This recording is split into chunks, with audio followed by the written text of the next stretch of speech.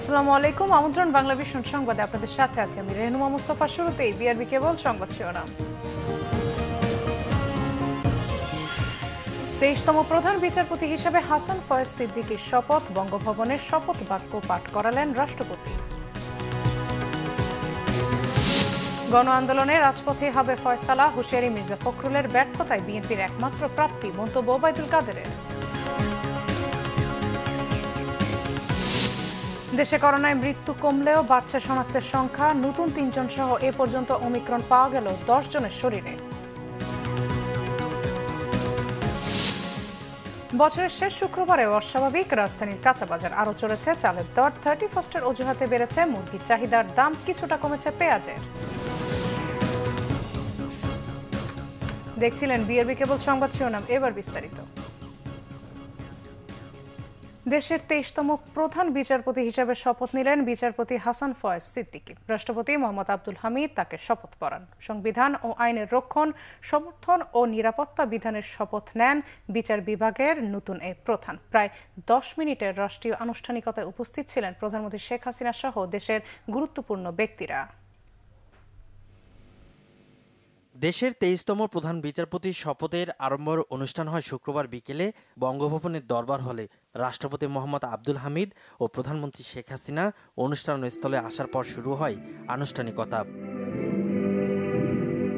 মন্ত্রিপরিষদ সচিব খন্দকার আনোয়ারুল ইসলাম শপথে অংশ নিতে বিচারপতি হাসান ফয়েজ সিদ্দিকীকে আমন্ত্রণ জানান। প্রধান বিচারপতিকে শপথ বাক্য পাঠ করানোর জন্য শপথ বাক্য পাঠ করান রাষ্ট্রপতি মোহাম্মদ আব্দুল হামিদ।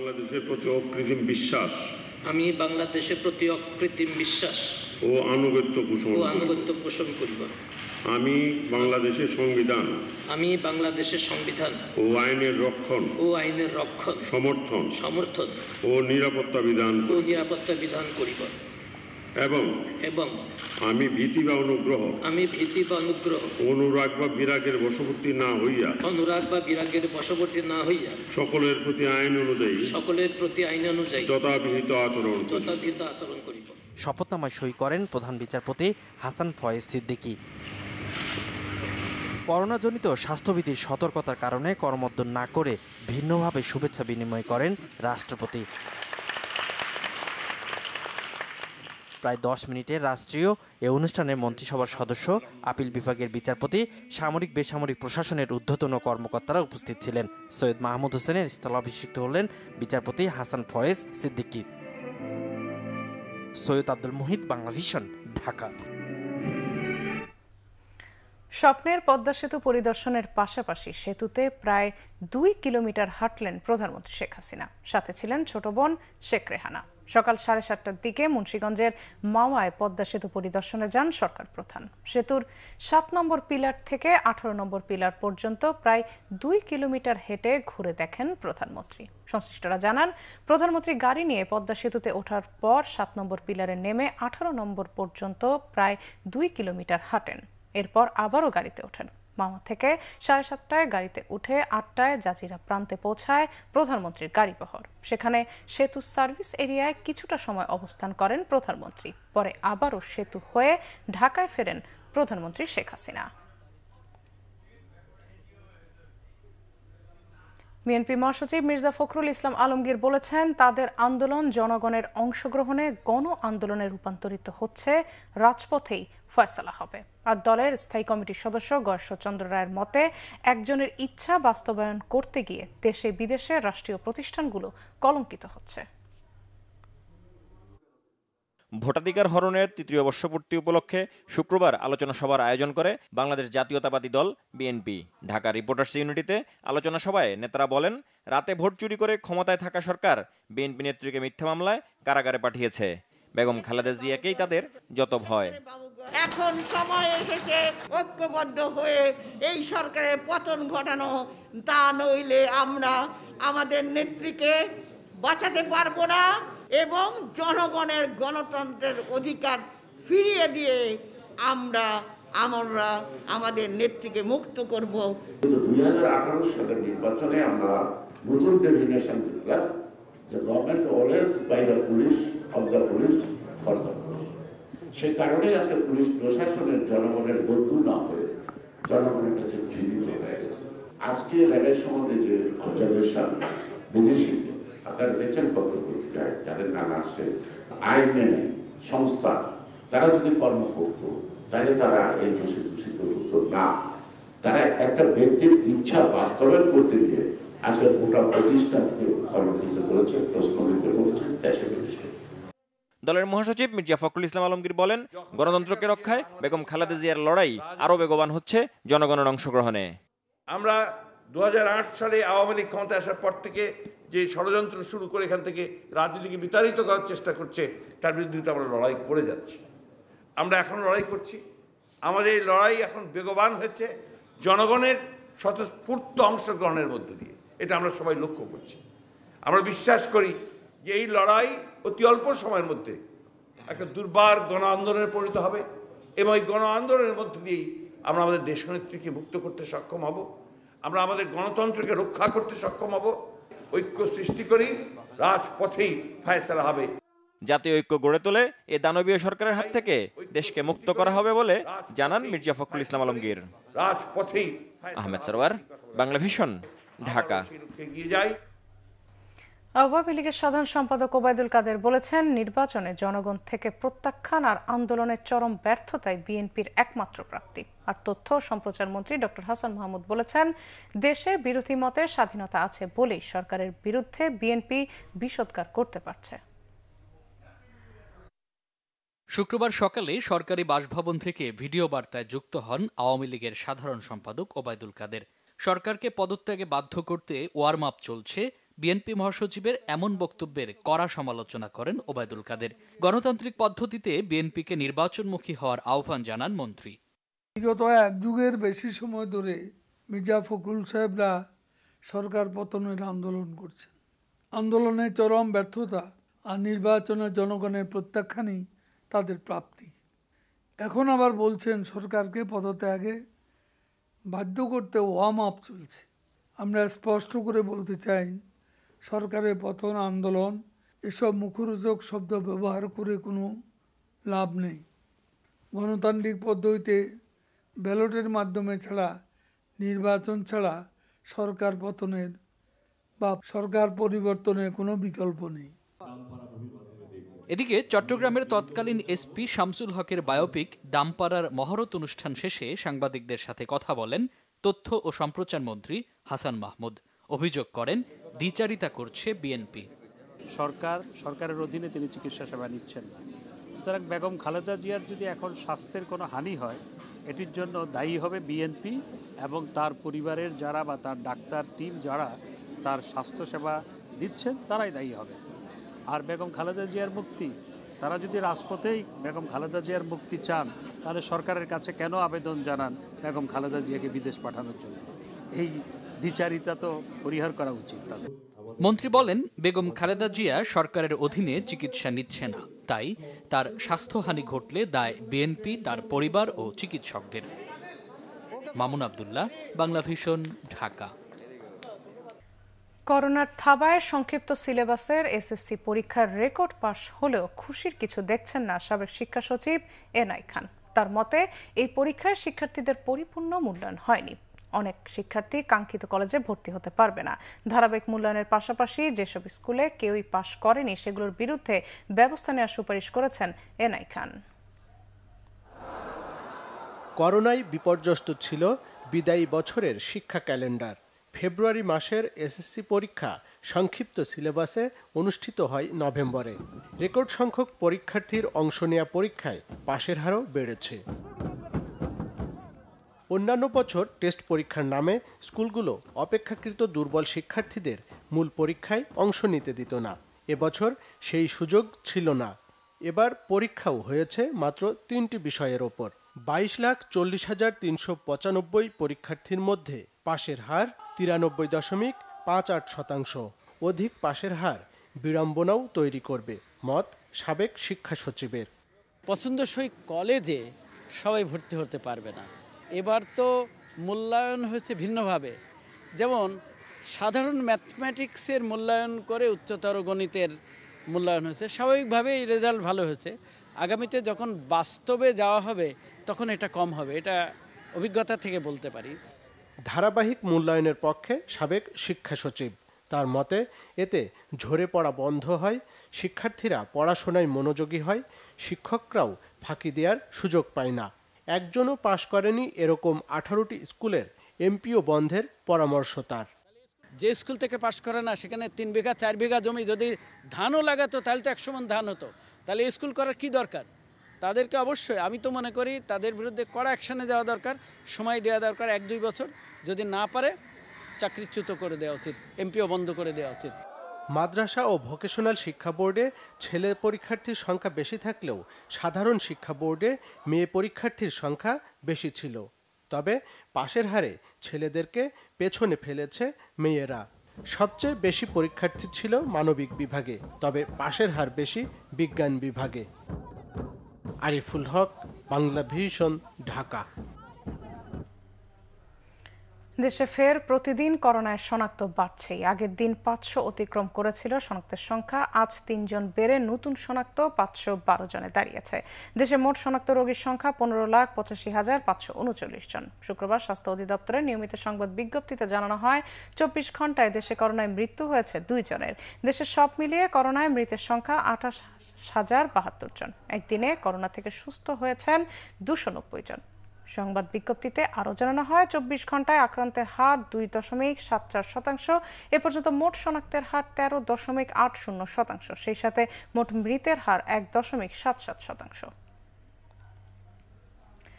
31st নাইটকে কেন্দ্র করে রাজধানীর বাজারগুলোতে অস্বাভাবিকভাবে বেড়েছে মুরগির দাম। চালের দামও বেড়েছে আরও 1 দফা, তবে কমেছে পেঁয়াজের দাম। 31st নাইট অনেকের কাছেই আনন্দ উদযাপনের বড় উপলক্ষ, আর এর প্রভাব পড়েছে রাজধানীর বাজারগুলোয়। পর্যাপ্ত সরবরাহ সত্ত্বেও নির্দিষ্ট কয়েকটি পণ্যের দাম বেড়েছে। ব্রয়লার, সোনালী কিংবা দেশি সব ধরনের মুরগি নিম্ন ও নিম্ন মধ্যবিত্তের নাগালের বাইরে। বাজার ভেদে বিক্রি হচ্ছে 190 থেকে 200 টাকা কেজিতে। বিক্রেতারাও অজুহাত হিসেবে দেখাচ্ছেন বছরের শেষ রাতের উৎসবকে। কাস্টমার প্রচুর আছে, কিন্তু মুরগির দামটা খুব বেশি। পাইকার যারা বলতেছে এরা 31st জন্য তারা মুরগি অনেকদিন বেচে নেয়, এখন বেচতেছে। গেল কয়েক সপ্তাহ চালের বাজার স্থিতিশীল থাকলেও আবারও বাড়ছে কয়েক ধরনের চালের দাম। সবচেয়ে বেশি বেড়েছে নাজির শাইলের দাম, কেজি প্রতি 67 থেকে 68 টাকা। অন্যান্য চাল এক সপ্তাহের ব্যবধানে কেজি প্রতি বেড়েছে 2 থেকে 3 টাকা পর্যন্ত। আমরা তো আড়ত থেকে চাল আনি, আড়তদের সাথে যতটুকু আমরা কথা বলছি ওনারা বলতেছে যে এখন যে মিনিকেটের মৌসুম না, মিনিকেট আসবে আপনার বৈশাখ মাসে, যার কারণে মিনিকেটের দামটা এখন বেশি। আর দ্বিতীয় কথা হচ্ছে ইন্ডিয়ান এলসি বন্ধ থাকার কারণে আমাদের স্যালারি তো যেটা ওইটাই রয়ে গেছে। এখন চালের দাম ঊর্ধ্বগতির কারণে আমাদের চলাফেরার জন্য একটু হিমশিম খেয়ে যেতে হচ্ছে। শীতের সবজিতে ভরপুর কাঁচা বাজার, কিন্তু ফুলকপি ছাড়া অন্য বেশিরভাগ সবজির দামই 50 টাকার উপরে। সিমের কেজি হলো এখন আপনার 50 টাকা 60 টাকা কেজি, সিমের দাম একটু বাড়ছে। শসা হলো আপনার কেজি 60 টাকা, তারপরে পাতাকপি আছে 40 টাকা পিস, গাজর আছে 50 টাকা কেজি, বেগুন আছে 50 টাকা কেজি। প্রত্যাশা করি যে এই সময় দাম কম থাকবে, কিন্তু আসলে অতটা দাম কম নয়, যদিও বাজারে সবজি এগুলোর সাপ্লাই পর্যাপ্ত আছে। যদিও স্বস্তি মিলবে পেঁয়াজের দামে। এক সপ্তাহের ব্যবধানে 10 টাকা কমে বিক্রি হচ্ছে 35 থেকে 40 টাকায়। মাছের বাজারও কিছুটা স্থিতিশীল রয়েছে, তবে মিঠা পানির মাছের দাম অনেকেরই নাগালের বাইরে।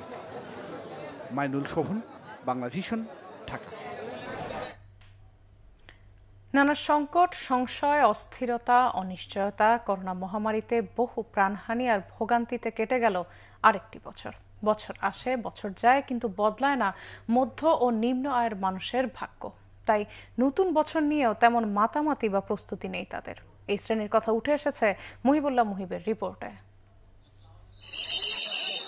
রাজনৈতিক হানাহানি, স্থানীয় সরকার নির্বাচনী সহিংসতায় প্রাণহানি, ডিজেলের দাম বৃদ্ধির অজুহাতে পরিবহন খাতে নৈরাজ্য, শিক্ষার্থীদের আন্দোলন, সাম্প্রদায়িক সংঘাত এবং সড়ক ও নৌ দুর্ঘটনার মতো কিছু ঘটনা ছিল বছর জুড়ে আলোচিত।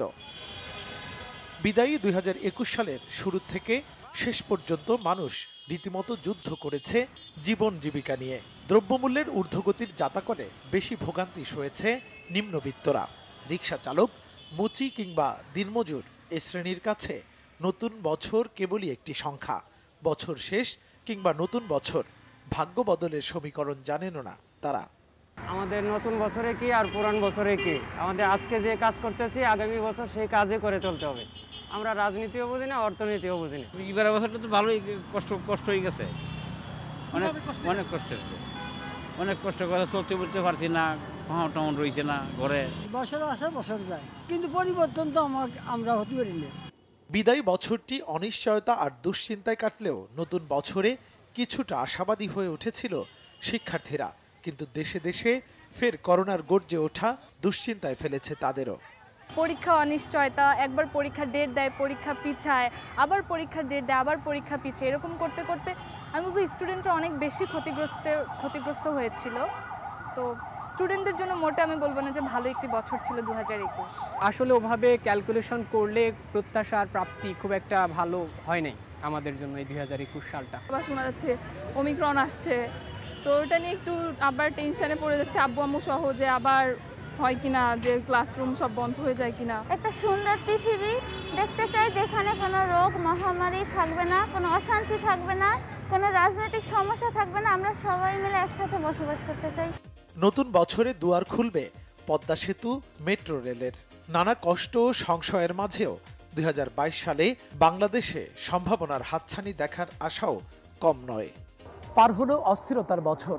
দেশের রাজনীতি, অর্থনীতি, সামাজিক, কূটনীতি ও পরিবহন খাতসহ সকল খাতেই ছিল ব্যাপক সংকট। ফুলের মতো সজীবতা আর স্নিগ্ধতায় ভরে উঠুক নতুন বছর। বিদায় 2021, স্বাগত 2022 খ্রিস্টাব্দ। মুহিবুল্লাহ মুহিব, বাংলা ভিশন, ঢাকা। আর মাত্র কয়েক ঘন্টা বিদায় নেবে ঘটনাবহুল 2021 আর বরণ করে নেওয়া হবে 2022 সালকে। নববর্ষ বরণে উন্মুক্ত আয়োজনের ক্ষেত্রে বিধিনিষেধ আরোপ করেছে ঢাকা মহানগর পুলিশ, ডিএমপি।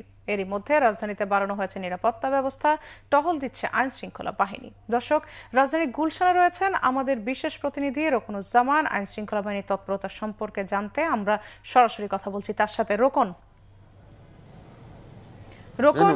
খ্রিস্টীয় নববর্ষকে ঘিরে আইন শৃঙ্খলা বাহিনীর বিধিনিষেধ এবং তা কার্যকরে তাদের তৎপরতা আপনি কেমন দেখছেন?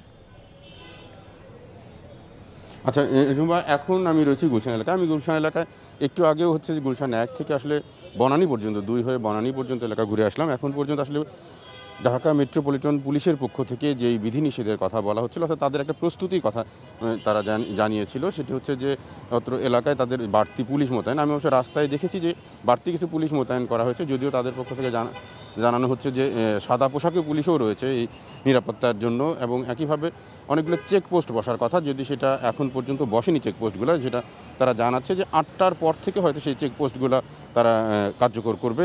যদিও তারপর থেকেই এই পুরো এলাকায় প্রতিটি যানবাহন চলাচলের উপরে তারা এক ধরনের নিয়ন্ত্রণ আরোপ করবে। যদিও এই এলাকার যারা বাসিন্দা তারা ঢুকতে পারবেন বা বের হতে পারবেন, এবং এই প্রস্তুতিটাই এখনও চলছে আইনশৃঙ্খলা বাহিনীর। এবং একইভাবে কিন্তু বরাবরের মতো ইংরেজি নববর্ষকে ঘিরে জনসাধারণের জন্য কতগুলো নিরাপত্তা নির্দেশনা দেওয়া হয়েছে, যেটা হচ্ছে উন্মুক্ত স্থানে বা বাড়ির ছাদে কোথাও কেউ যেন জনসমাবেশের আয়োজন না করে। যদিও সেগুলো ক্ষেত্রে পুলিশ কিভাবে সেগুলো ব্যবস্থা নেবে সেটা এখনও পরিষ্কার নয়। যদিও আমরা দেখছি যে নিউ ইয়ারকে ঘিরে, অর্থাৎ ইংরেজি নববর্ষকে ঘিরে গুলশানের কিন্তু 5 তারকা হোটেল বা যে রেস্টুরেন্টগুলো রয়েছে সবারই কিন্তু রয়েছে আলাদা আলাদা আয়োজন। আমি দেখতে পাচ্ছি এখানে যে বিভিন্ন জনের বিভিন্ন আয়োজন রয়েছে নতুন বর্ষকে বরণ করার, এবং এই আয়োজনের মধ্যেও যেই বিধিনিষেধ পুলিশের, সেটি কিন্তু আমি আপনার পিছনে আপনাকে দেখাতে পারি যে রাস্তায় কিন্তু এরই মধ্যে তার প্রভাব আমরা একটু দেখছি। যে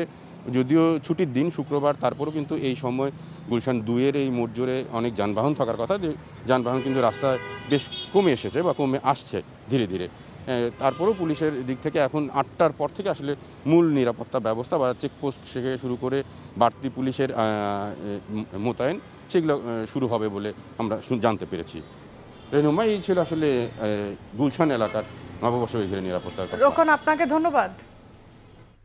এদিকে বিশ্বজুড়ে শুরু হয়েছে 2021 সালের বিদায় ও নতুন বছর 2022কে বরণের আনুষ্ঠানিকতা।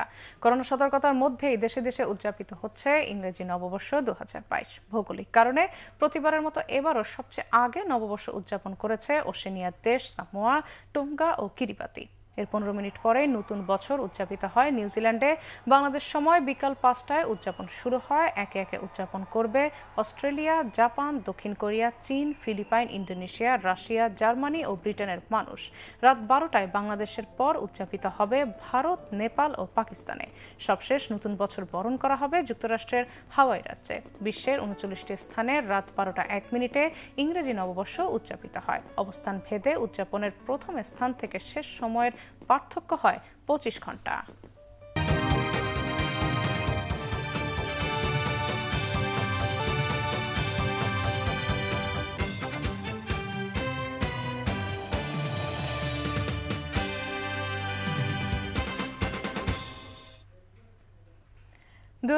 সালেও করোনায় বিপর্যস্ত ছিল জনজীবন। ওমিক্রনের চোখ রাঙানিতে দেখা দিয়েছে নতুন শঙ্কা। এরই মধ্যে এগিয়ে চলছে দেশের উন্নয়ন অগ্রগতি। পাশাপাশি নানা দাবিতে আন্দোলনরত বিরোধী মতের রাজনীতিকরা। বরাবরের মতো সড়ক দুর্ঘটনা ও আগুনে হতাহতের ঘটনায় বেড়েছে উদ্বেগ। সাবেক প্রধান বিচারপতির সাজা, সবিজ অঙ্গনের অন্ধকার জগৎ পেরিয়ে আসায় ফেসেছে অনেক তারকা। বছর জুড়ে আলোচিত ঘটনাগুলোর কিছুটা জানাচ্ছেন সিকান্দার রেমান। 2021 সালেও করোনায় বিপর্যস্ত ছিল জনজীবন। দেশের অর্থনীতি ও শিক্ষা সহ সব ক্ষেত্র স্বাভাবিক করতে নেওয়া হয় নানা পদক্ষেপ। বছরের শেষ দিকে করোনার নতুন ধরন ওমিক্রনের ভয়াবহতায় বেড়েছে শঙ্কা। ফলে দেশে বাড়ানো হয়েছে টিকাদানের গতি। বছরের শেষ ভাগে এসে শুরু হয় বুস্টার ডোজ দেওয়ার কার্যক্রম। স্বপ্নের পদ্মা সেতু এখন বাস্তবের কাছাকাছি। দ্রুত এগুচ্ছে প্রতীক্ষিত মেট্রো রেল ও চট্টগ্রামের কর্ণফুলী টানেলের নির্মাণ কাজও।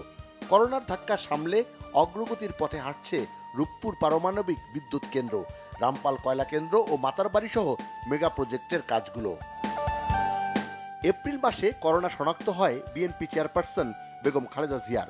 বছরের শেষ সময়টা হাসপাতালের সিসিইউতেই থাকতে হয়েছে বেগম জিয়াকে। বিএনপি চেয়ারপারসনের উন্নত চিকিৎসার জন্য বিদেশে নিতে এবং তার মুক্তির দাবিতে মানববন্ধন, গণ অনশন ও মিছিল সহ দেশব্যাপী বিভিন্ন কর্মসূচি পালন করে বিএনপি। জুলাই মাসে নারায়ণগঞ্জের রূপগঞ্জে সেজান জুস কারখানায় কর্মস্থলে পুড়ে মারা যান 52 জন। বছরের শেষে ডিসেম্বরে ঝালকাঠির সুগন্ধা নদীতে লঞ্চের আগুনে প্রায় অর্ধশত মানুষ মারা যান। দগ্ধ হন শতাধিক যাত্রী। লঞ্চে এ ধরনের আগুনে প্রাণহানির ঘটনা দেশে এই প্রথম। সাবেক প্রধান বিচারপতি এস.কে. সিনহার বিরুদ্ধে ঋণ জালিয়াতির মামলার রায়ও ছিল বছর জুড়ে আলোচিত। নিম্ন আদালতে ঋণ জালিয়াতির মামলায় 4 বছর এবং অর্থ পাচারের মামলায় 7 বছরের কারাদণ্ড দেয়া হয় সাবেক প্রধান বিচারপতিকে। আগস্ট মাসে মাদক মামলায় গ্রেফতার হন ঢাকাই চলচ্চিত্রের আলোচিত নায়িকা পরিমণি। এছাড়া রাজধানীর বারিধারায় মডেল পিয়াসা ও মৌকে ইয়াবা, বিদেশি মদ ও সীসা তৈরির সরঞ্জাম সহ আটক। বিদায়ী বছরে শোবিজ জগতের আরেক ঘটনা। তাদের বিরুদ্ধে অন্যতম অভিযোগ ধর্নাঢ্য ব্যক্তিদের গোপনে ছবি তুলে ফাঁসানো। ঢাকা সিটি কর্পোরেশনের ময়লার গাড়ি চাপায় প্রাণ হারান নটরডেম কলেজের শিক্ষার্থী নাইম হাসান। এর রেশ কাটতে না কাটতেই রামপুরায় বাসের ধাক্কায় মারা যান এসএসসি শিক্ষার্থী মাইনুদ্দিন। এসব হত্যাকাণ্ডের প্রতিবাদে বেশ কদিন শিক্ষার্থীদের আন্দোলনে উত্তাল ছিল রাজপথ। আন্দোলনের মাধ্যমেই আদায় করা হয় শিক্ষার্থীদের হাত ভাড়া। বছরের শেষ দিকে বাংলাদেশের এলিট ফোর্স র্যাবের সাবেক ও বর্তমান প্রধান সহ 7 কর্মকর্তার বিরুদ্ধে মানবাধিকার লঙ্ঘনের অভিযোগে নিষেধাজ্ঞা দেয় মার্কিন যুক্তরাষ্ট্রের পররাষ্ট্র দফতর ও ট্রেজারি বিভাগ। তাদের বিরুদ্ধে 2009 সাল থেকে এ পর্যন্ত 6 শতাধিক মানুষকে বিচার বহির্ভূত হত্যা ও গুমের অভিযোগ তোলে মার্কিন যুক্তরাষ্ট্র। আলোচনায় ছিল 2 দশক পর তালেবানদের আবারও ক্ষমতায় ফেরা। দেশটি থেকে মার্কিন সেনা পুরোপুরি প্রত্যাহারের প্রক্রিয়া শুরু হতেই 15 আগস্ট রাষ্ট্রীয় ক্ষমতা নিয়ন্ত্রণে নেয় তালেবানরা। প্রাণ ভয়ে দেশ ছাড়ার হিড়িক পড়ে আফগানদের। নতুন সরকারটি এখনও ভুগছে স্বীকৃতি না পাওয়ার যন্ত্রণায়। সেই সাথে আর্থিক মন্দা ও খাদ্য সংকটে আফগানিস্তান। দেশের ফুটবলে নারীদের সাফল্য ক্রীড়াঙ্গনে বছরের সবচেয়ে আলোচিত ঘটনা। সাফ অনূর্ধ্ব 19 ফুটবলে ভারতকে হারিয়ে শিরোপার উৎসব করেছে বাংলাদেশের মেয়েরা। বিজয়ের সুবর্ণ জয়ন্তীতে দেশের ফুটবলকে রঙিন করেছে নারী ফুটবল দল। সিকান্দার রেমান, বাংলাভিশন, ঢাকা। জমে উঠেছে নারায়ণগঞ্জ সিটি কর্পোরেশন নির্বাচনের প্রচারণা। উন্নয়নের নানা প্রতিশ্রুতি দিচ্ছেন প্রার্থীরা। নির্বাচনের তেজ নারায়ণগঞ্জ সিটি কর্পোরেশন এলাকার অলিগলিতে। গণসংযোগে ব্যস্ত প্রার্থীরা, স্লোগানের প্রতিযোগিতা তাদের কর্মী সমর্থকদের মধ্যে। শুক্রবার সকালে শহরের 18 নম্বর ওয়ার্ডের নিতাইগঞ্জ মোড়, কাচারিগলি, বাপ্পি চত্বর সহ বিভিন্ন এলাকায় গণসংযোগ করেন স্বতন্ত্র প্রার্থী বিএনপি নেতা তৈমুর আলম। নারায়ণগঞ্জকে ক্লিন ও গ্রিন সিটি করার প্রতিশ্রুতি দেন তিনি। প্রতিদ্বন্দ্বীর বিরুদ্ধে আচরণবিধি লঙ্ঘনের অভিযোগও করেন তৈমুর। একটা স্বল্প মেয়াদী এবং একটা দীর্ঘমেয়াদী পরিকল্পনা দরকার। সেই পরিকল্পনা অনুযায়ী বসবাসযোগ্য একটা নিরাপদ নগরী তৈরি করার লক্ষ্যে কাজ করা দরকার। এবং আমি আল্লাহ পাক আমাকে যদি মঞ্জুর করেন, তবে আমি এই একটা জনগণের পরামর্শক্রমে একটা 100 বছরকে সামনে রেখে আমি একটা গ্র্যান্ড মাস্টার প্ল্যান তৈরি করব। এদিকে আচরণবিধি লঙ্ঘনের অভিযোগ অস্বীকার করেছেন আওয়ামী লীগের প্রার্থী ডাক্তার সেলিনা হায়াত আইভি। সিদ্ধিরগঞ্জের 9 নম্বর ওয়ার্ডের জালকুড়ি এলাকায় গণসংযোগের সময় নারায়ণগঞ্জের আরও উন্নয়নে ভোট চান আবারও। যে কাজগুলি করছিলাম সেই কাজগুলিকে চলমান রাখা।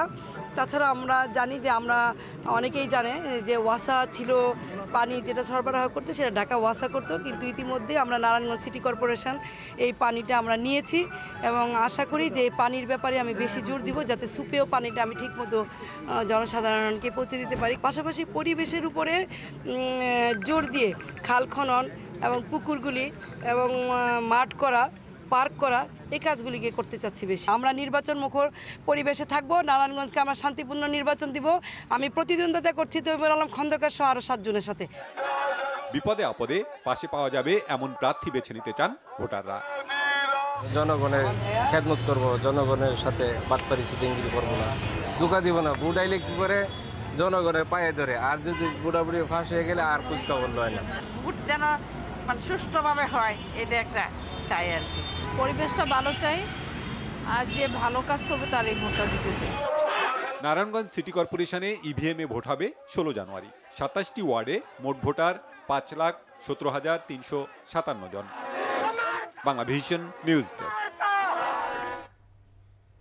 খুলনার খালিশপুরে বন্ধ 5টি জুট মিল সহ দেশের 25টি রাষ্ট্রায়ত্ত পাটকল সরকারি ব্যবস্থাপনায় চালুর দাবিতে অবস্থান কর্মসূচি পালন করেছেন শ্রমিকরা। নগরীর নতুন রাস্তার মোড়ে সড়ক অবরোধ করে সংক্ষিপ্ত সমাবেশ করে শ্রমিক নেতারা। খালিশপুর দৌলতপুর সরকারি পাটকল যৌথ কারখানা কমিটির উদ্যোগে কর্মসূচি হয়। এ সময় বক্তারা দ্রুত সময়ের মধ্যে সরকারি ব্যবস্থাপনায় পাটকল চালু করা না হলে কঠোর আন্দোলনের হুঁশিয়ারি দেন। এর আগে নতুন রাস্তার মোড়ে কর্মসূচির করার কথা থাকলেও পুলিশের বাধায় তা পণ্ড হয়ে যায়। ক্রিকেট। নিউজিল্যান্ড সফরে নতুন বছরের শুরু মুমিনুল মুশফিকদের টেস্ট মিশন। মাউন্ট মাঙ্গানুয়ের বে ওভালে বাংলাদেশ সময় ভোর 4টায় শুরু হবে প্রথম টেস্ট। কোচ রাসেল ডোমিঙ্গো জানিয়েছেন, বাংলাদেশের একাদশে দেখা যেতে পারে 3 পেসার ও 1 স্পিনারকে। নিউজিল্যান্ড সফর বাংলাদেশের জন্য সবসময় বিভীষিকাময়। 3 ফরম্যাট মিলিয়ে 32টি ম্যাচ খেললেও একটিতেও জয়ের দেখা পায়নি তারা। ইতিহাস বদলানোর চেষ্টায় এবার নতুন সিরিজে কিউইদের বিপক্ষে লড়বে মুমিনুলরা। খেলবে 2 টেস্টের সিরিজ। নতুন বছরের প্রথম দিনেই মাঠে নামবে প্রথম টেস্টে। তুলনামূলক নবীন দলটিতে অভিজ্ঞ হিসেবে আছেন মুশফিকুর রহিম ও অধিনায়ক মুমিনুল হক। ওয়েলিংটনে নিউজিল্যান্ড একাদশের বিপক্ষে 2 দিনের প্রস্তুতি ম্যাচের পারফরমেন্স আত্মবিশ্বাস বাড়াচ্ছে বাংলাদেশ দলকে। উইকেটের কন্ডিশন বিবেচনায় একাদশে পেসারদের সংখ্যাটা বেশি রাখার ইঙ্গিত কোচ রাসেল ডোমিঙ্গোর। নিউজিল্যান্ডের পেস আক্রমণ চ্যালেঞ্জিং, টিম ওয়ার্কের বিকল্প নেই বলেছেন অধিনায়ক মুমিনুল হক। নিউজিল্যান্ড অলওয়েজ আমাদের জন্য চ্যালেঞ্জিং, আর যেহেতু আপনার দেখেন স্পিনার যেহেতু নাই, তাহলে আমাদের জন্য সবচেয়ে বড় চ্যালেঞ্জ হবে পেস বোলিং অ্যাটাক। এই চ্যালেঞ্জটা আমার কাছে এই চ্যালেঞ্জটা আমাদের নেওয়ার মতো ক্যাপাবিলিটিস আমাদের নেওয়া উচিত। টিম কম্বিনেশন, টিম ওয়াইজ যদি সবাই খেলতে না পারে তখন টিমের রেজাল্ট করাটা ডিফিকাল্ট। তো আপনার হয়তো ব্যক্তিগত অর্জন হবে কিন্তু টিমের রেজাল্ট হবে। তো আমার কাছে মনে হয় আপনি একজন 200 মারলো, একজন 100 করলো, সাথে আরেকটা বোলারও আপনার 5 উইকেট অথবা 20 উইকেট নেওয়ার মতো এরকম বল এরকম পারফরমেন্স করাটা ইম্পর্টেন্ট। নতুন বছরে ভালো ক্রিকেট খেলতে চাই, ভালো অবস্থায় নিয়ে যেতে চাই বাংলাদেশ। আমরা যে মিস্টেক গুলো করেছি, আমরা ওইগুলা থেকে আমরা এই বের হয়ে কিভাবে ভালো খেলা যায় চিন্তা ভাবনা করছি। নিউজিল্যান্ডের মাটিতে 9 টেস্টে জয়হীন বাংলাদেশ। প্রথমবার সাদা পোশাকে খেলবে বে ওভালে। মানিক মাহমুদ, বাংলাভিশন স্পোর্টস ডেস্ক। সংবাদ শেষ করব বিআরবি কেবল শিরোনামগুলো আরেকবার জানিয়ে। দেশের 23তম প্রধান বিচারপতি হিসেবে হাসান ফয়েজ সিদ্দিকীর শপথ, বঙ্গভবনের শপথ বাক্য পাঠ করালেন রাষ্ট্রপতি। গণ আন্দোলনে রাজপথেই হবে ফয়সালা, হুঁশিয়ারি মির্জা ফখরুলের, ব্যর্থতায় বিএনপির একমাত্র প্রাপ্তি, মন্তব্য ওবায়দুল কাদেরের। দেশে করোনায় মৃত্যু কমলেও বাড়ছে শনাক্তের সংখ্যা, নতুন 3 জন সহ এ পর্যন্ত ওমিক্রন পাওয়া গেল 10 জনের শরীরে। বছরের শেষ শুক্রবারেও অস্বাভাবিক রাজধানীর কাঁচা বাজার আরও চড়েছে চালের দর, 31-এর অজুহাতে বেড়েছে মুরগির চাহিদার দাম, কিছুটা কমেছে পেঁয়াজের। এই ছিল এখনকার মতো, পরের সংবাদ রাত 10:30টায় দেখার আমন্ত্রণ রইল। এছাড়া বাংলাভিশন সংবাদ ও সংবাদ সংশ্লিষ্ট অনুষ্ঠান দেখতে ভিজিট করুন www.bvnews24.com ও facebook.com/banglavisionnews এবং সাবস্ক্রাইব করুন youtube.com/banglavisionnews। ধন্যবাদ সবাইকে।